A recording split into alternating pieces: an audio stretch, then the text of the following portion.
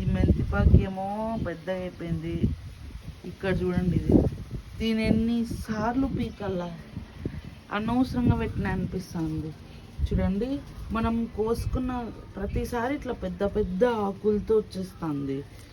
ఇంకా మా మమ్మీ ఇంకా వీక్లీ 2-3 సార్లు చేసేలాగా ఉంది.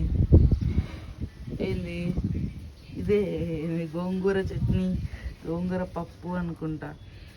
కోసుకున్నట్లల్లా ఇంకా ఇంకా ఎక్కువ ఎక్కువ ఎక్కువ వస్తుంది. ఎంత హెల్తీగా వస్తుందో మళ్ళీ అదే అయినా ఉడక. చూడండి ఎంత పెద్ద పెద్ద ఆకులు, అంటే ఇవి గోంగూర ఆకుల్లాగే లేవు, కానీ చూడండి ఎంత పెద్దగా వచ్చినాయో, మల్బరీ ఆకు చెట్లలాగా. ఇంకా మళ్ళీ మధ్యలో అన్ని చిగుర్లు చూడండి. ఎన్నిసార్లు కోసుకున్న కొద్దీ వస్తూనే ఉంది ఇది.